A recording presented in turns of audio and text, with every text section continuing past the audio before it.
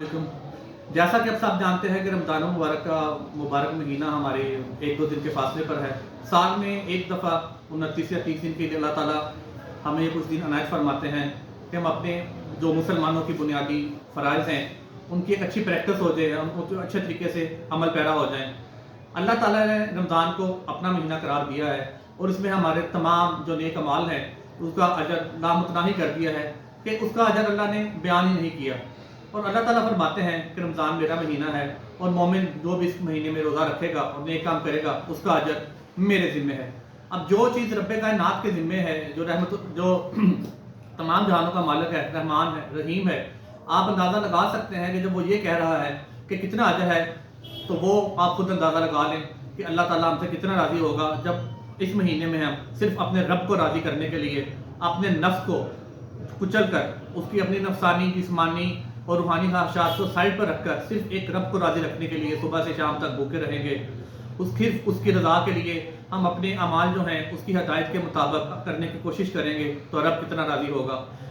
जब हम सारा दिन भूखे रहते हैं तो उसमें हमारे अंदर एक तड़प पैदा होती है कि एहसास अल्लाह ताला पैदा करते हैं भूख का, जिससे हमें पता चलता है कि दुनिया के ऐसे लोग कि जिनको अल्लाह ताला ने इतने वसाइल नहीं दिए कि वो पेट भर कर खाना खा सकें, अपनी ज़रूरियात का एहसास कर सकें, तो वो उनके साथ अल्लाह ताला आपको बताते हैं कि उन पर कैसे बीतती है।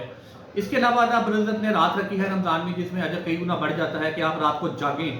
और जैसे नबी पाक सल्लल्लाहु अलैहि वसल्लम मुजाहिदीन और सहाबा कराम जो थे वो रातों को जागते थे और अल्लाह के हजूर अपनी गुजारिशात करते थे, रो रो कर दुआएं मांगते थे, नवाफिल अदा करते थे।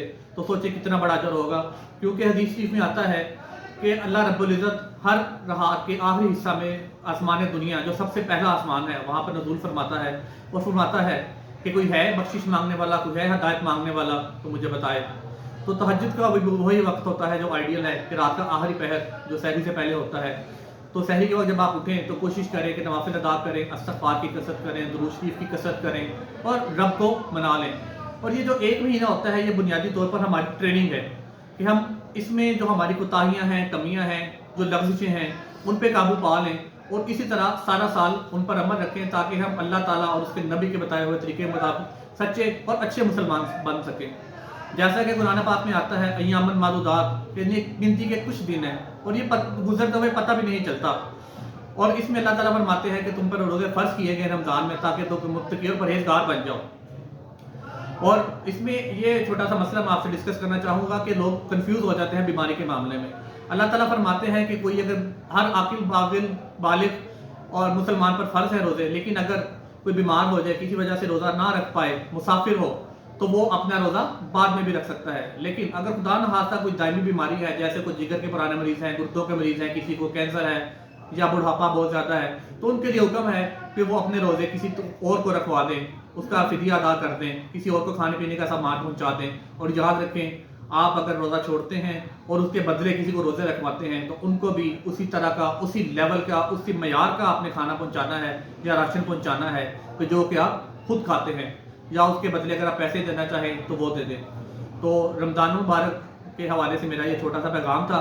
अल्लाह ताला हम सबको ज़िंदगी में दोबारा इस माह की बरकतें समेटने की तौफीक अता फरमाए, क्योंकि जैसा नबी पाक ने फरमाया कि जो इस महीने में अपनी बख्शिश ना करवा सका वो भलाई से महरूम रहा। तो अल्लाह ताला हम सब पर अपनी रहमत करे और रमज़ान से अपनी बरकतें समेटने की तौफीक अता फरमाए। आमीन या रब्बिल आलमीन। अस्सलाम वालेकुम।